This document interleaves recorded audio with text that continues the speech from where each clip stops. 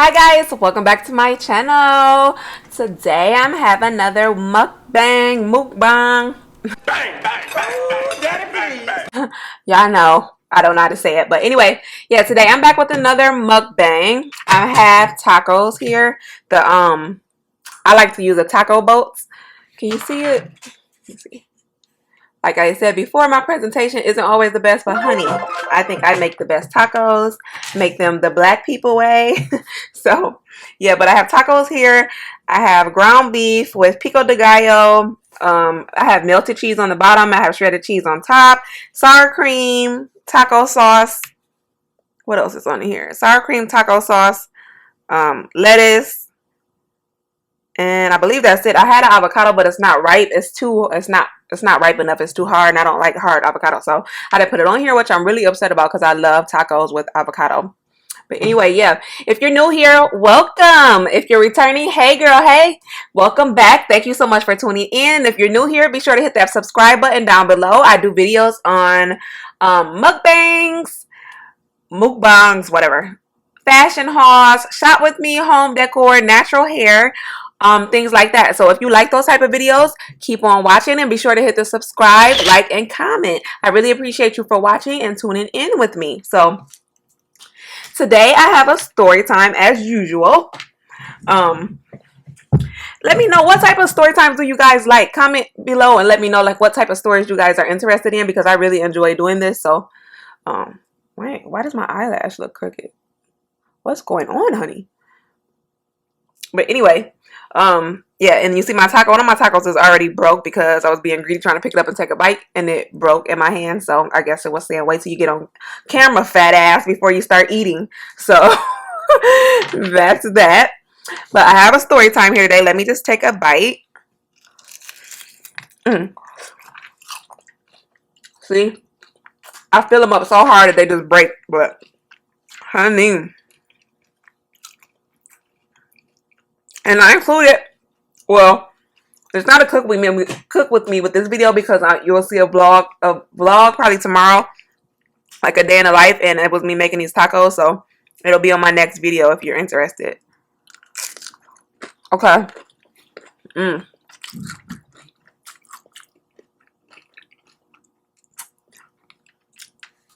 I love tacos. I love Mexican food. Oh, and I also have my little guest here. This is just simply lemonade.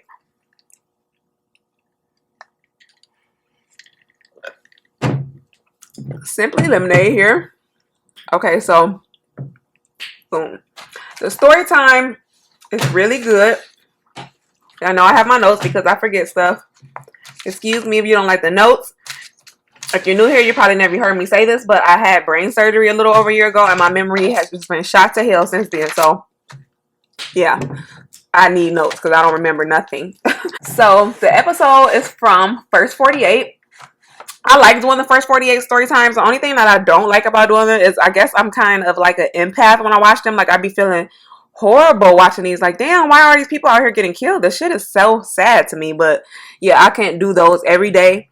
But I do enjoy doing them, so I would do them more often. It's just I can't do these every single day about watching somebody get murdered, man. That it just takes a toll on me, especially when it's, you know, I get sad when anybody dies, but especially when it's your people, like, you know, our brothers, our sisters. I just be feeling like, God, why are you out here killing each other? Why are y'all doing this? So, yeah, but anyway, this is about a guy. I'm going to call him Anthony. He's 29 years old. This is in Atlanta. The police get a call at around midnight, 11:58 to be exact, or 11:50 they said. A woman calls in and says, a woman calls in saying, we're on Blake Street. My boyfriend had just been shot. And the police, are asking her questions. She's panicking. She's in a complete panic. My boyfriend just been shot. I got to call his mama, is what she's saying. I got to call his mama. The police are asking her, what happened, where she at. And she just said he's dead. So, this is a woman calling from the gas station. She ran inside after the gunshots. calling the cops saying she's been shot. So the police show up to the scene eventually. Once they get there, they find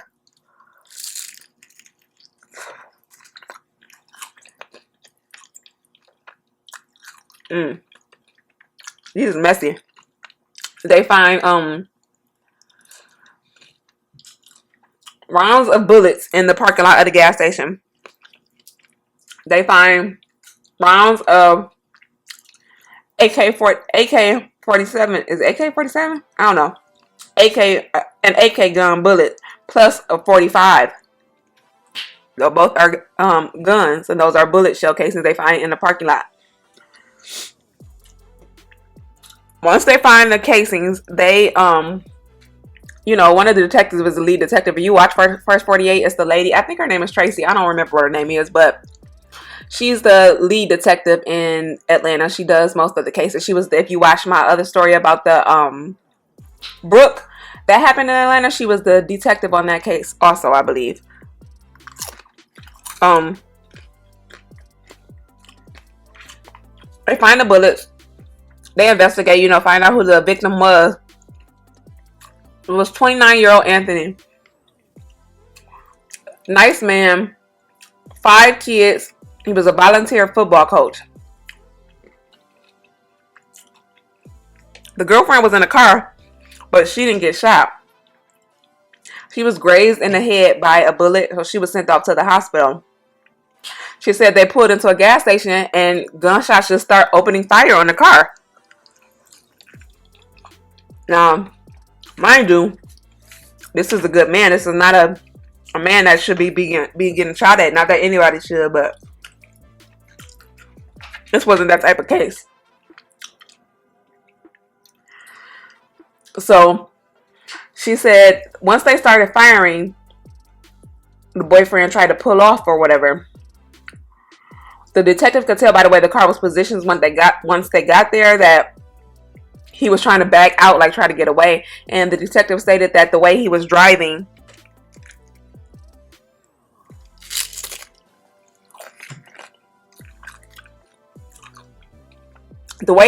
saved her life.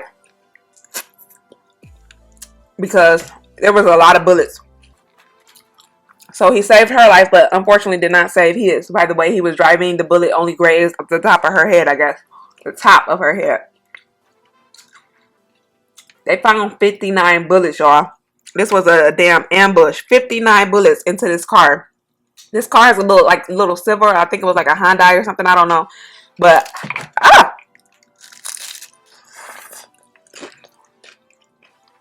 about to make a mess.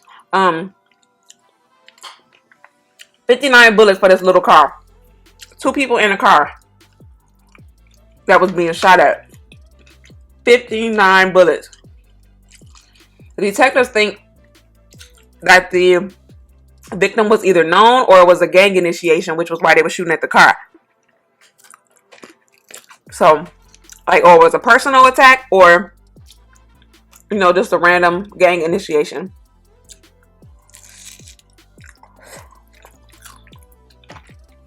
Oh yeah, don't mind the paint on my arm. I spray painted something and got it all over me and I cannot get it off.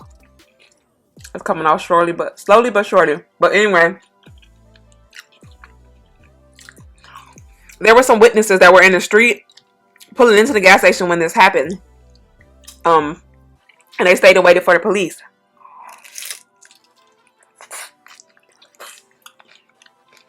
The witnesses told, it was a man and a woman witness.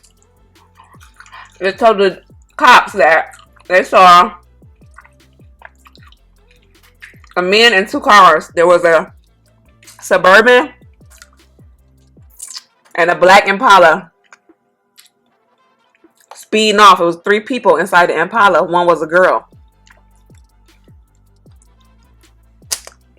So that gives the detectives, you know, a little leeway. They at least they know what type of car they're looking for and how many people they think.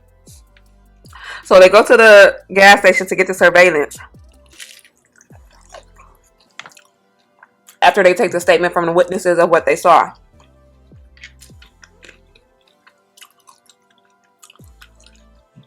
They didn't get to view the surveillance until the next day because the owner was out. I guess he didn't have the video surveillance. So once they got to review the surveillance, once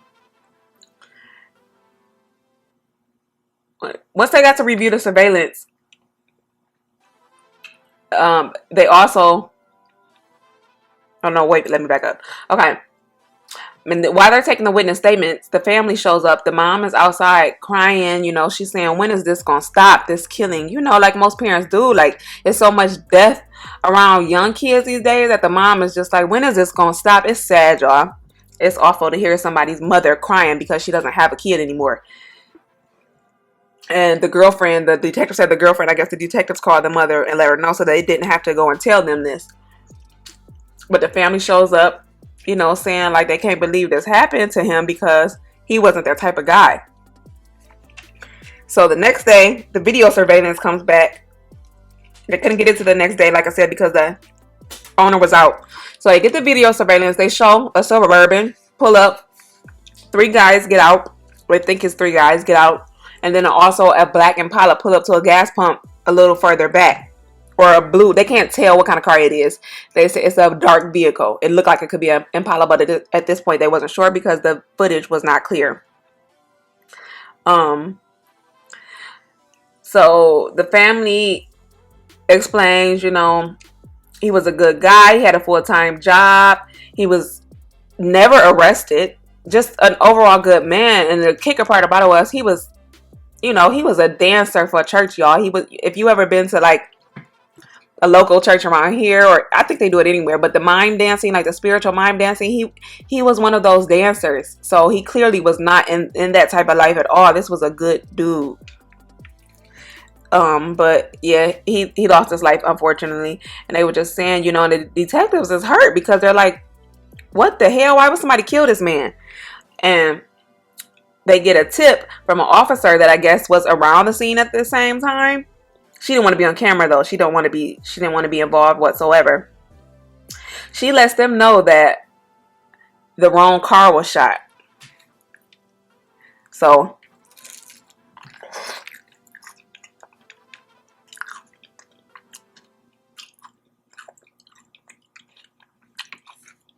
they shot at the wrong car,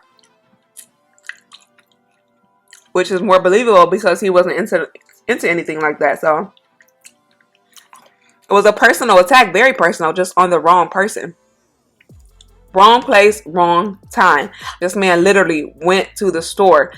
The girlfriend ended up saying they just, you know, they were just making a night run to the store. Most people do it. How many people run to the store at night and lost their life? It's sad as hell. So they go to the news. The police go to the news the next day, and then tips start to roll in. Tips come in that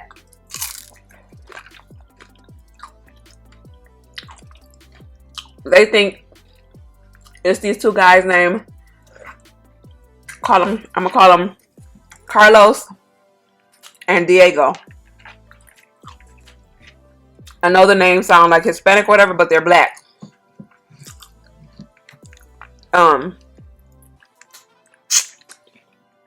Carlos and Diego. So when it comes in that they're part of the blood gang.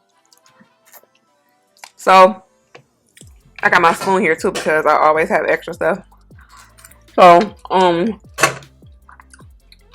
the detective calls the gang unit, you know, and give them the nicknames because normally if you're in a gang, they got your name in the system at some point,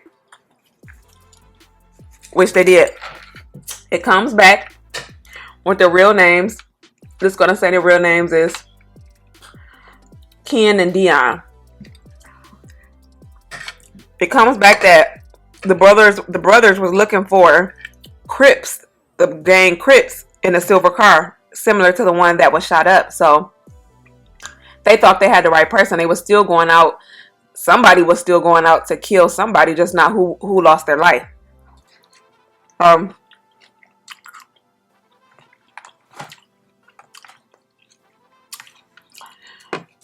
So once the detective looks at the video, They also show 3 guys get out firing rounds. The video footage is not very clear though, because I guess it was a motion sensor, and motion cameras are not good audio video. So they also showed a black or dark vehicle driving off. They was unable to see the vehicle type again because the video footage is not good clear. The video then stops after that. It skips over the whole shooting and transfers to the inside of the store. Now, in the store at that time, they show a girl and then a Hispanic-looking guy exchanging a conversation, like they trying to buy, you know, pop or something. I don't know. The video was released to the media of them inside the store to try to find out who those people were. So tips came in the next day that, well, the video was released to the media, and then the detective went back to the crime scene to ask questions. Nobody knew anything. You know, they was being rude. Somebody out there called the detective, even called her a bitch. And it's just kind of like, why are y'all so damn disrespectful? I don't know, man. People really get on my nerves. That shit is annoying. Like, just ignorant. She out here trying to solve a murder, and they said it when she was walking away, but still, it's just ignorance. I can't stand stuff like that. But yeah, they don't know nothing. We don't know nothing, and blah, blah, blah. You know, so she's like, okay, they can't make them know anything. She knows they're lying. She said they know more than they're saying. She's been doing this job for like 10 years, I believe, so she can kind of tell. She has a hunch when people are lying. So, after that, they go down to a different apartment building. They pull in to ask more questions. Have you seen, you know, anything about last night? Have you heard anything? They say, yeah, we know somebody got murdered, but that's all they knew. While they're questioning just the residents that's outside, a Suburban pulls up.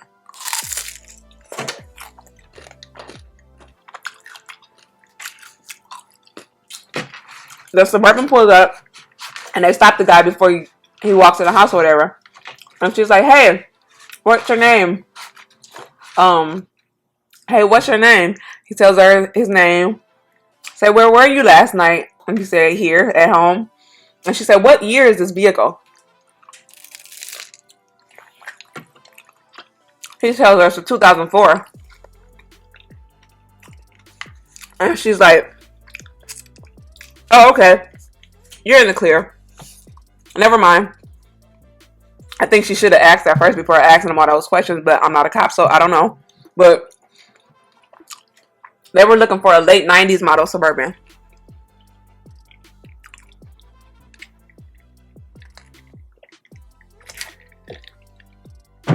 A late 90s model Suburban, so he was in the clear. So they left that scene because nobody knew anything, and they weren't saying anything.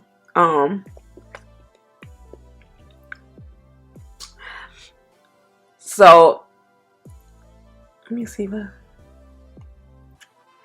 next day, this was at night where they would ask some questions. So I guess they went home after that. The next day, the gang unit called in and said they had a hit on Carlos, who was 20 years old,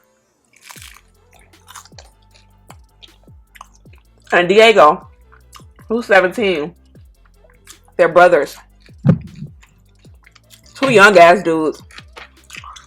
20 and 17 years old. And they live in an apartment building behind the gas station. So they were very close to the scene. The detectives started having a conversation about how the gangs have blossomed there over the last 2 years. I guess they said that the Bloods are really, I guess, crucial in that neighborhood. Like, people are scared to talk because they're scared something's going to happen to them. The Blood and the Crips are going back and forth at this point, I believe. So nobody wants to be involved, which is understandable. Who wants to get involved in something like that? You're scared. So nobody said anything, and they're saying that's why, because the gangs are so violent in that area. Family comes in at that point. You know, they always show the family coming in and expressing how good of a man, you know, he was just an overall good guy. They can't believe this happened. You know, he leaves behind 5 kids, his mother, his girlfriend, just a bunch of people who love him. And let them know that it was a case of mistaken identity. Y'all, the family tears just start rolling, like, you know, like, damn, wrong place, wrong time. I lost my son. The mom is sitting there sad because of the wrong place, wrong time, because he wanted to run to the store. The title of this episode is called Night Run because that's what it was. They would making a night run to the store. So the dad gets on camera, and the dad said he has not been asleep since he found out, and he will not sleep until he finds out who murdered his son.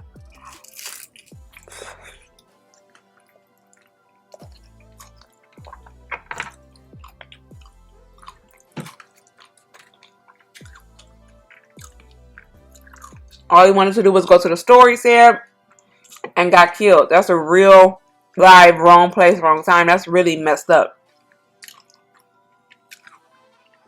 So,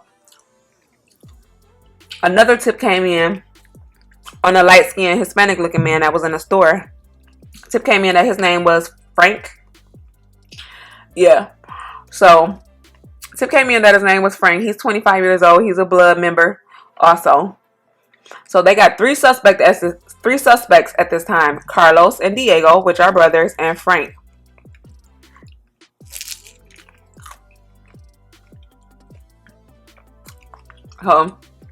They go to the apartments where Diego and Carlos reside.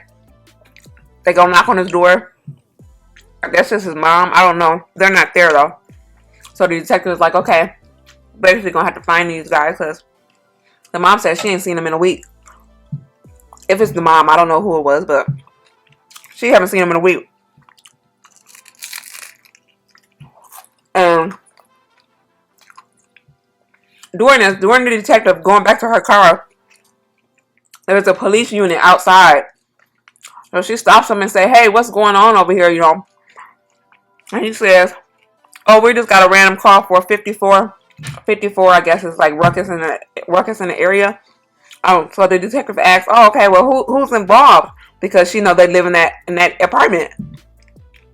He names a couple guys, and he says Diego's name. And she said, go get Diego right now. Go arrest him. So the cop pulls off, goes arrest Diego, bring him back to the station. Brings him back to the station. Brings him in for questioning. Of course, you know, he don't know anything. That's what he's saying. I don't know nothing. Diego's only 17, so she's trying her hardest to, you know, weigh him down. Threatening them, telling them, you know, if we find out you have anything to do with this, you're going to spend a long time in jail. He said, oh, how long? And she said, you'll probably, no. He said, how long? And she said, a long time. He said, oh, I'll get out in my 20s. She said, no, you're more like when you're 50. So he thinking, oh, I ain't about to be in jail for long, but he still denied it. He said, I ain't got nothing to do with it. I wasn't there that night that happened because I guess he's seen the news, so he knew when it happened and everything. Oh. The detective is pissed at this point. He wouldn't look her in the face or anything, so she knew he was lying. But she couldn't hold him. She didn't have any reason to hold him, so she had to let him go.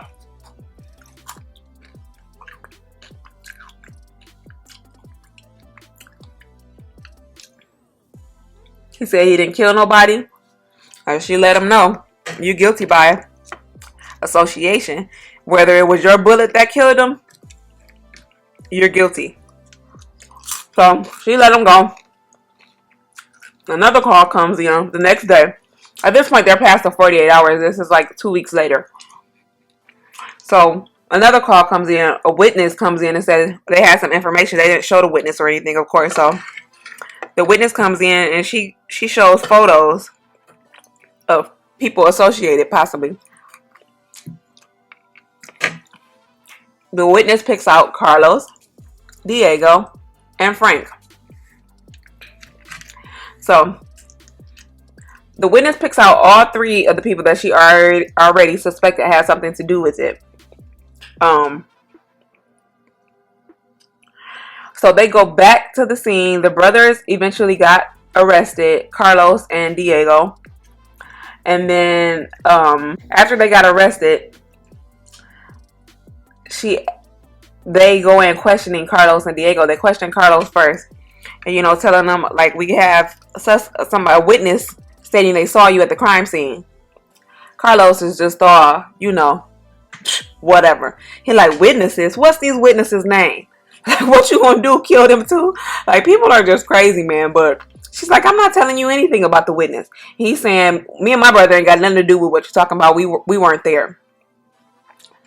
She knew they was lying because a witness picked you out of the lineup, and we saw you on video with we just couldn't really tell it was you, but it looked like you. So, ooh, excuse me, I'm burping. Sorry. So at this point, she leaves them in custody. So a week later, after that, Frank was arrested. He comes in and tells them that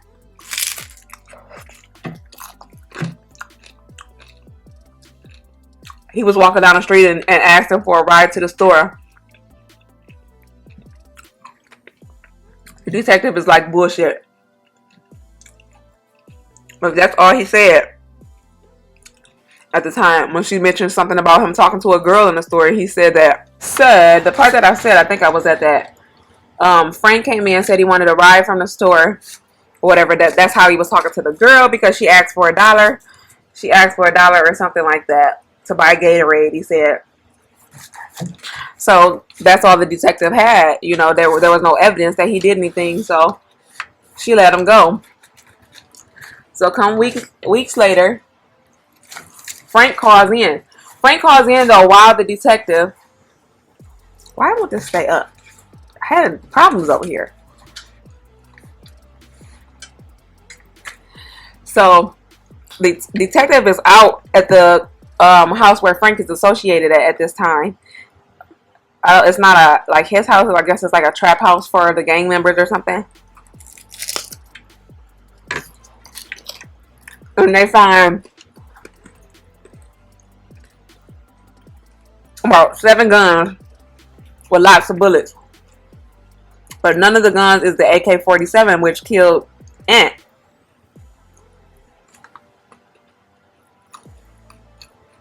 While she's out at the place, she gets a call that Frank wants to talk some more.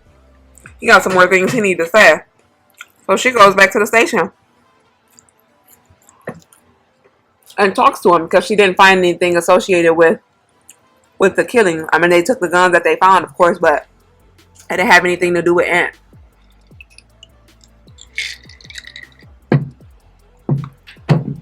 So Ant comes in. He just cold stone snitching on what he know.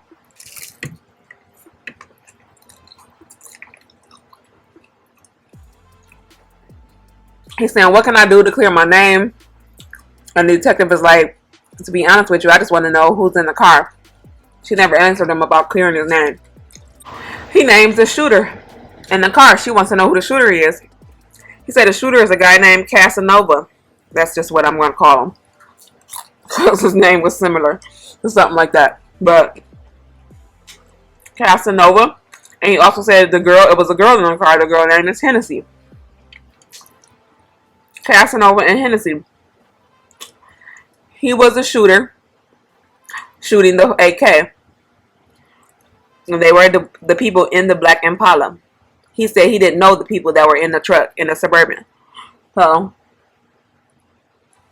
she sends the information over to the other detectives. They look up Hennessy to find out, who she is or whatever. She comes back as a member of the Blood Gang also. She's 29. Girls really be gang banging. That's crazy. But anyway,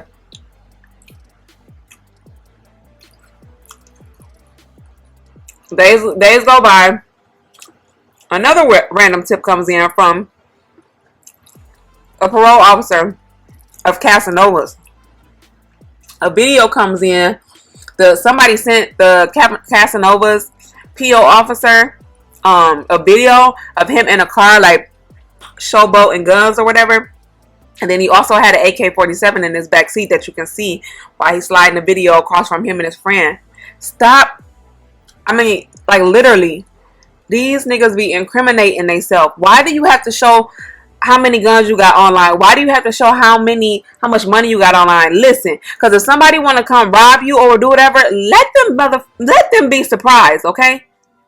Let them see all the ammo you got when they try to come rob your ass, if that's what you're trying to do. I'm assuming people do that. So, like, oh, you don't want to come bother me, which don't make no difference because people still coming to mess with people with guns. So when they do that pop up and try to take what's yours, that's when you pop. Stop putting your information online. Like, that is the craziest shit I've ever seen. When y'all see case after case after case of people getting caught from evidence of Facebook and Instagram, like, okay, that's a whole nother topic, but I don't know. People need to stop doing that. So, the parole officer lets Detective, I'm going to say Tracy, I think that's her name, I don't know. Tracy know that Casanova has to come in 5 days for his monthly PO visit, I guess. So, they wait the 5 days because they don't want to, you know, try to put an alert out to catch him or whatever, and then he gets ghost. So,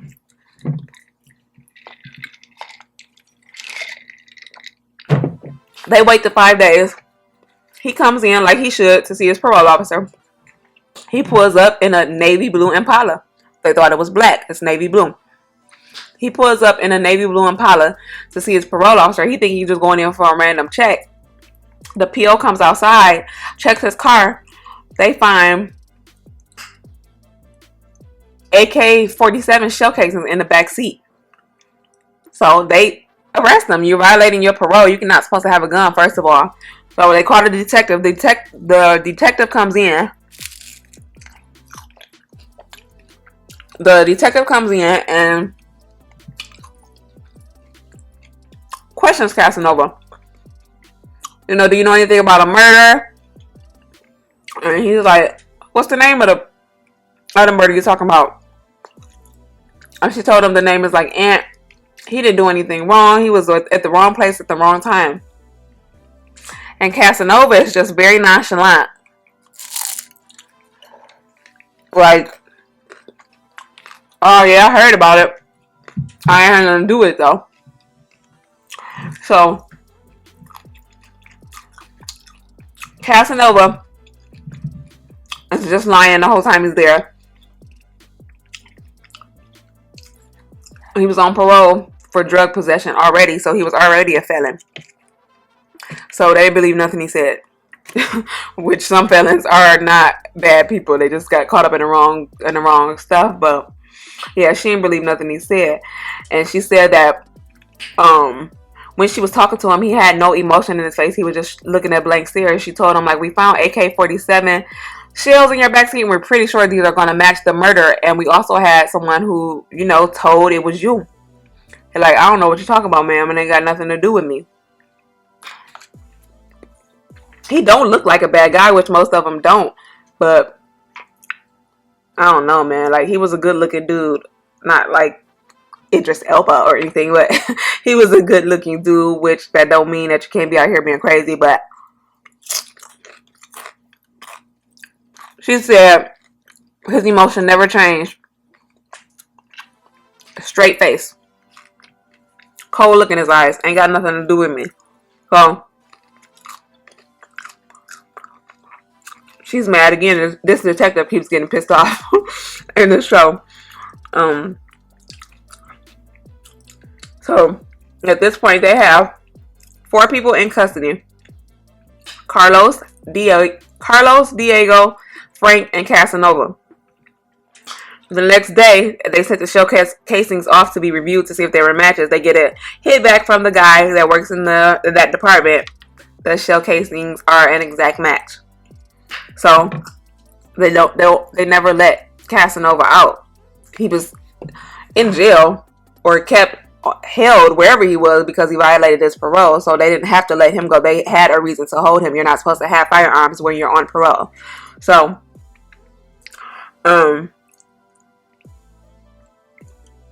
they ended up finding the girl also. They found Hennessy weeks later. She was all the way in Orlando, Florida. She was arrested also. She was an assailant in the crime. She was there because one of the witnesses had also said that she was shooting the gun. That wasn't a dude that they saw, it was her. So at this point, they have 4 in custody and now 5 because they later caught up with Hennessy. So a total of the video, it was a total of 7 victims and 5 of them were caught. They have Carlos was given life. Brothers, Diego, oh that is Carlos, I'm sorry. Carlos and Diego both giving life. Casanova, life. Hennessy ended up getting life. Only one that wasn't charged or wasn't convicted was Frank. He was charged with murder, but he is still awaiting trial. I don't know why he didn't get charged like at the same time as them. I don't know, like that type of the rules around the laws. But yeah, he's awaiting trial. Well, he was for this episode. There's still 2 suspects at large that they never found. So there's still 2 men out here that had something to do with the murder of him. And they're never found. The guys in jail didn't tell on them. Them men just wasn't no snitches. Some people really live by that code. Live by the streets, die by the streets, I guess. They ain't never getting out anyway, so they probably like, why should I tell? So yeah. So all of them were arrested. 5 of them, 4 of them are in life without the chance of parole. And Frank is awaiting trial. I'm assuming he's going to be given life also because the young brother, like he said, he didn't shoot anybody. It was Carlos and Hennessy. So, but he still got charged because he was with him. And he had something to do with it. Just because you didn't pull a trigger. When they say guilty by association, that's really a thing. So, they all ended up being charged. At the end of the show, they showed the family come together for his 30th birthday, for Aunt's 30th birthday. What's birthday? Birthday. And, you know, they all in like a hall, all dressed nice and black. And just speaking on the life that he lived and how they miss him so much. It's really sad, y'all. This man really lost his life for going to the wrong place at the wrong time. If he had not went to that store that night, he might still be alive. And you know how bad that's messing with that girl's head, his girlfriend. Like, he saved my life. We were just going to the store and bullets start just reeling in at the car. Like, that's awful. She made it, but he didn't. So, I don't know. Yeah, like I said, the episode is called Night Run. I'll make sure I link it down below if you're interested in watching it. It's really good, y'all. It ain't kind of sad. It is sad. Like, that's what I said in the beginning. These first 48 episodes, I watched this 3 days ago because I just can't talk about them the same day. I'd be so, like, into it. I probably would have started crying while saying this video because I cried when I watched the video when I heard his mom say, when is this gonna stop? Like, man, that's just some crazy shit. Like, that people are really just out here senselessly killing people. Even if it was the right guy, you're still killing people for made up reasons because they wear blue and you wear red, basically. Like, that makes no sense to me, but I'm not getting into all that. I've already been on this video long enough. I know y'all don't want to hear me ramble. So yeah, but it was a really good episode. Let me know if you're going to watch it or if you already seen it. And don't forget to comment down below and let me know what type of story times you guys are into. I'm going to do some story times too about myself. Like, because I got some crazy stories that happened also. But yeah, I'm done with my tacos, y'all. I'm about to get me some ice cream and some cake because I'm a fat ass. So that's it for now. I really appreciate you for watching. You're going to see at the end of this video, like right here probably, there'll be a playlist and then a subscribe. A playlist to show all my mukbangs. All my mukbangs have mukbangs, whatever they're called, have story time. So if you're interested, just click the link below and they'll play along for you. I really, really appreciate you guys for watching. I just want to say again, if you're new here, be sure to subscribe, please. If you made it this far, subscribe, sis. Like, what is you doing?